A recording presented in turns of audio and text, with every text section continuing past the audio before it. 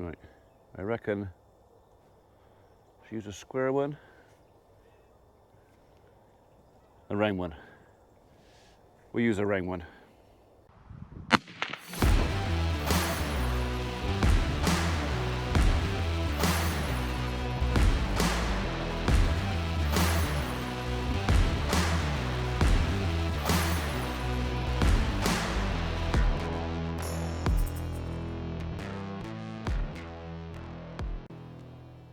Morning world, welcome to Wednesday 29th of September.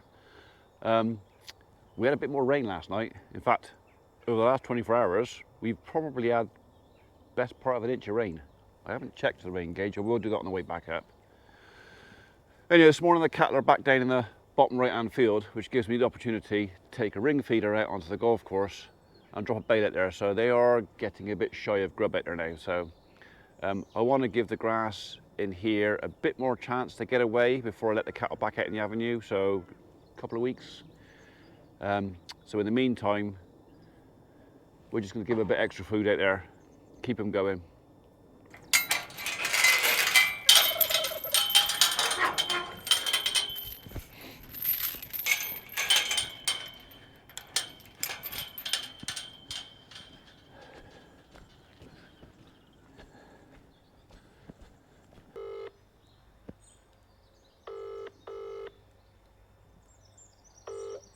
This is the Vodafone voicemail service for 07867. Well, hopefully he'll ring me back in a minute. I'm just giving the barn builder a call to see if he'd like to come and just do the spouting for the valley gutter. We're getting a bit wet in here. I'd like to dry it up a bit. Come on, you can go in first because you've got mucky feet. You don't want to me. Go on. Go on, get up. Up you go. Get up. Oi, come on, get up. Go on, get up. That's better. What's wrong with you?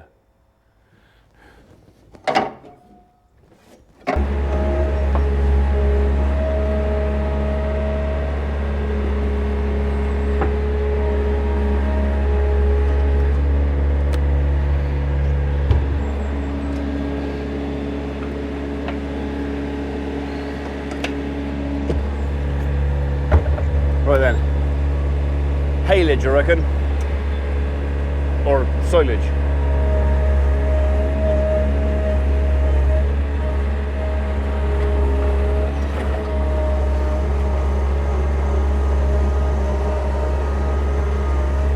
If I can get to one, can I get to a bale? Martin's been a bit busy out here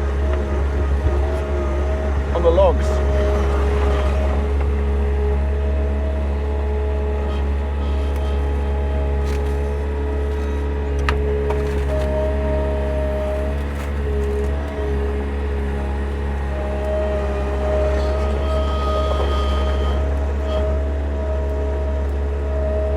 Not perfect, but we got it. Right, okay.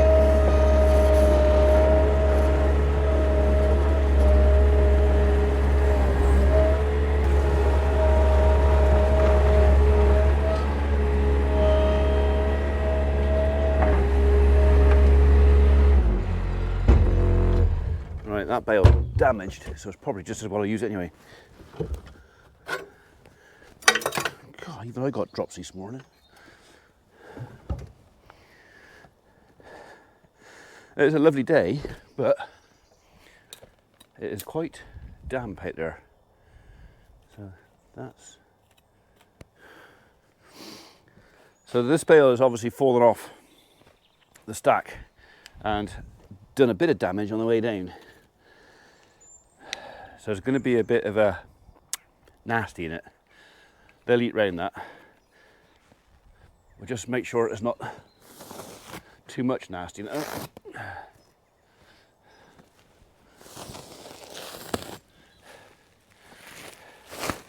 It's that time already. So no big bale challenge this year, I don't think, but I have thrown the gauntlet down to the Funky Farmer for a different challenge. It's a bit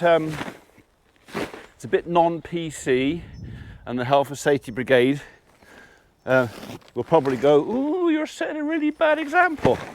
But I spoke to Richard the other day, and basically I challenged him to a Conker fight.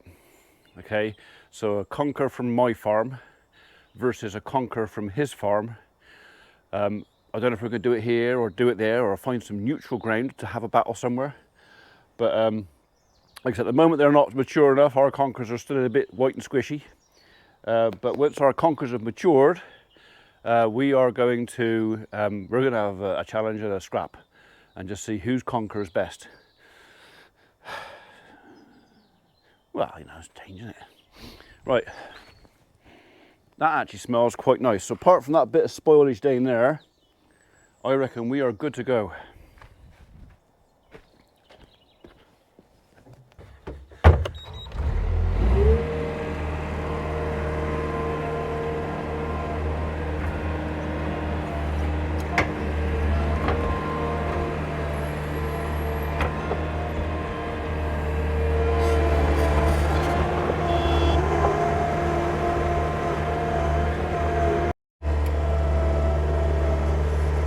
Just kind of hoping that the cattle don't spot me, because if they do, they might actually get out to the field and the gate before me.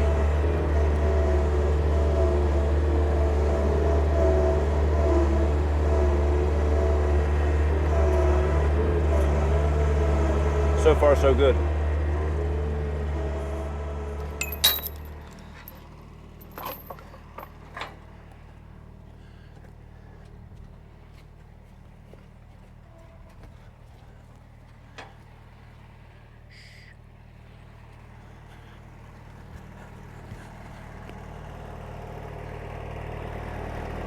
They still haven't spotted me yet.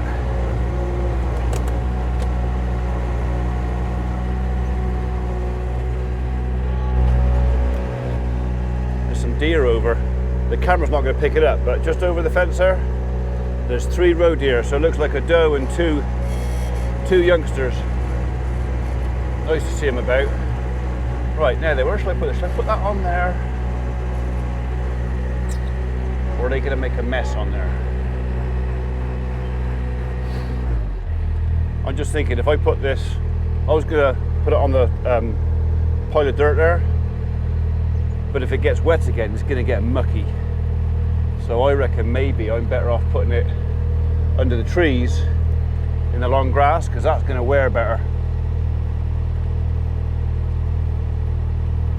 Yeah, I think I'm gonna start down there and maybe work my way up.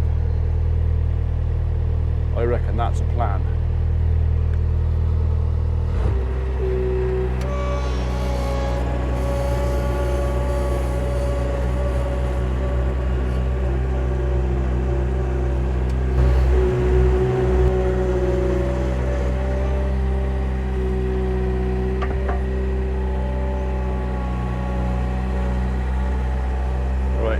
Get the ring feeder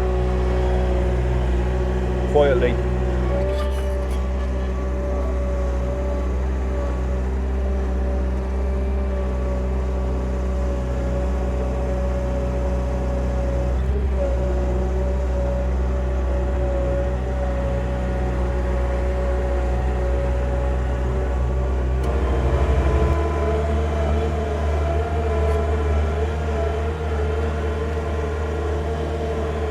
Heads in the way. I can't see.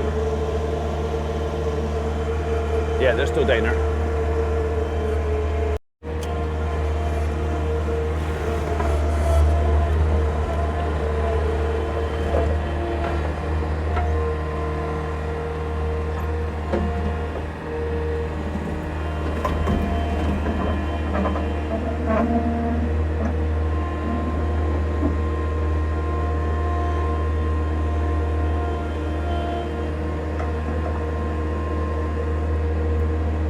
One of them has spotted me. Right, I need to put that on there a bit safer.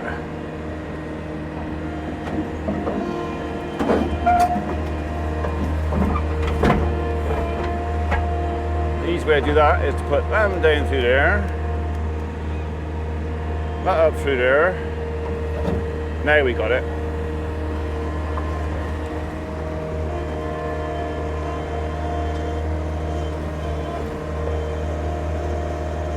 She's looking, she's watching me. What's he doing? No, she's put her head down again. I think we're okay. Oh, now one of the red ones has spotted me. Two of the red ones have spotted me. I think maybe we'll close the gate into the golf course this time, just to be on the safe side. Because that's going to take them about 30 seconds to gallop up here, once they decide to go.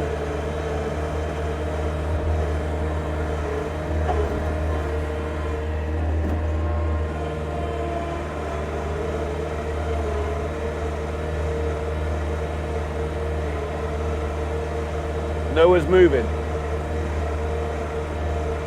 Still not worth the risk.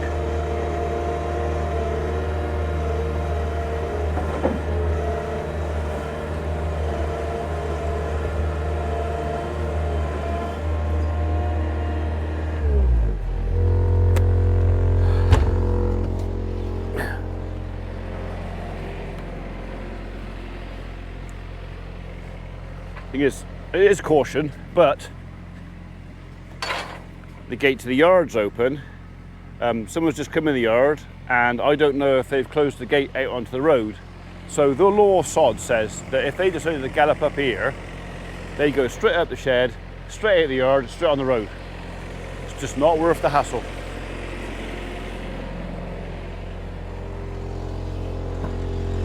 You right there? Hey?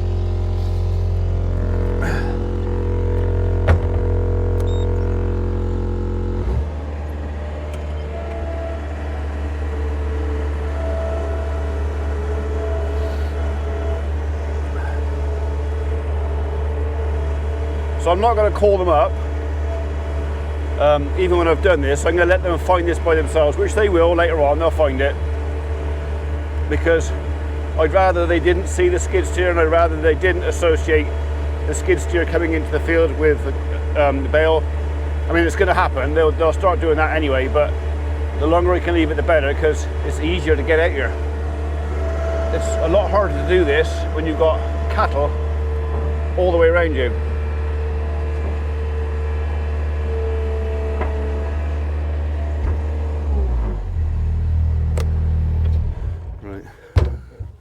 Take some string off. Oh, I've left my knife in the cab. Oh well. Old Faithful.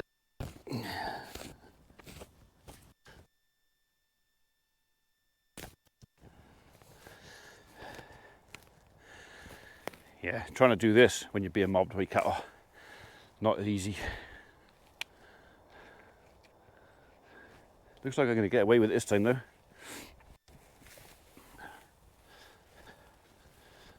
So I think this is probably a wiser idea. Originally, like I said, I was going to put these bales. I got a couple of spots where I've been tipping out here, and they're covered in thistles and other cack. But the problem is, the ground's soft, and it will not take them long with a bit of rain to poach it right up. What's that?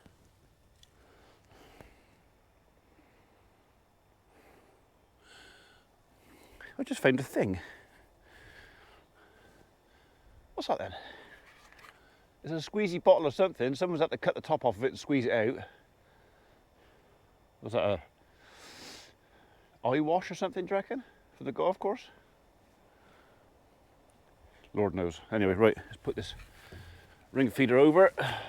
I mean, go on to job number 2 then.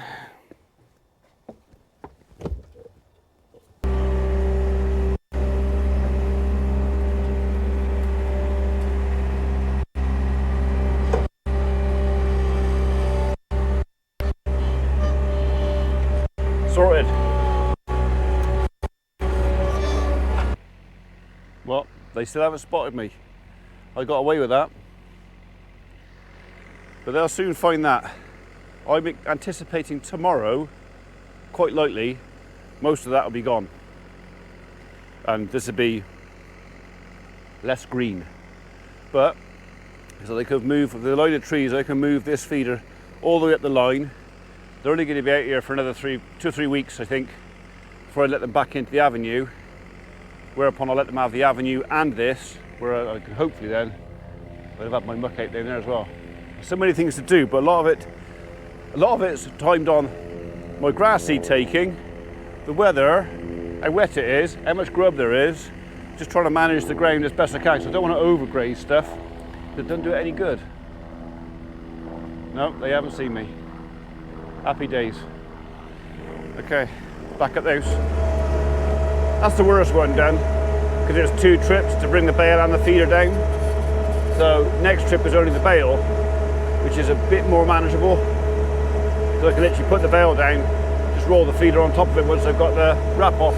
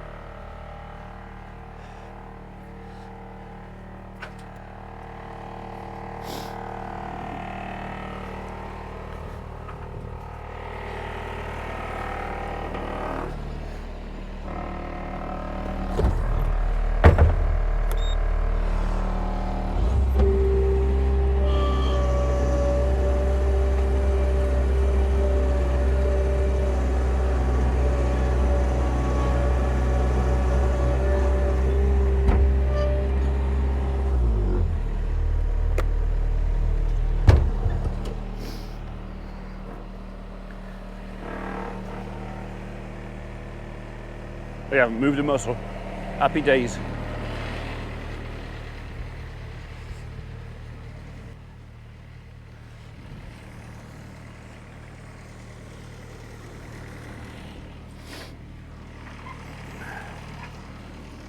So this is still pretty much the only gate on the farm that's not hung properly.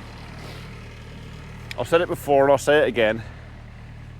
This is an original gate from when I was a little boy and my father farmed all this land. I can remember this being barley and wheat, only up to about the top of here. It was barley and wheat down here, then from there up it was always grass, and the far side was grass. Apparently that has been cereal in the past, but that was before my time. But this is, as far as I know, this gate dates back to my grandfather. And it might sound a bit daft and sentimental, but I'm in no rush to replace it with a shiny new one. The post is an old oak post, is pretty much had it, but the gate, as a gate, still works. And every time I come down here, well, not every time, but regularly when I come down here, it makes me just stop and think and remember 40, 50 years ago when I used to come down here as a kid. I can remember sitting on this gate when I was a kid. I had this thing, I don't know if anybody else has done anything like this. This is going to sound really daft, but when I was young, I went for this little short fad of, oh, I need to get fit. I mean, I was young and fit anyway. So I used to walk down to the very bottom, past where the cutler are, and I'd sit on a gate and then I'd convince myself that there was some big, horrible, nasty beast of some kind going to chase me, going to eat me. And I'd sit there and I'd think about it, and it would kind of get the old juices going on for speed. And I'd run up here, I'd sprint, and normally by the time I got to that gate, I was FKIN knackered. So I'd stop and sit on that gate, reload with a Tyrannosaurus Rex or a saber-toothed tiger or whatever it was I was thinking at the time, reload and then run back up to the big house. So, does that sound daft? Does anybody else ever do that when they were a kid? You know, and admit to it? Yeah, happy days. Right, now we have to live in the real world, which is scarier. Come on, anytime today. This year, come on, keep going, well done. So going across that ground there, Yes, it flattened the grass down and probably squished the top ½ inch, but even though we've had a fair bit of rain, the ground is firm, which gives me an idea. There's another job I need to do with the skid steer up at the poultry pen. So maybe a cup of tea and we'll go and do that. It's just crossing that. It's just crossing that line where we dug up for the new sewage system. That ground is going to be soft. And I don't really want to chew my lawn up.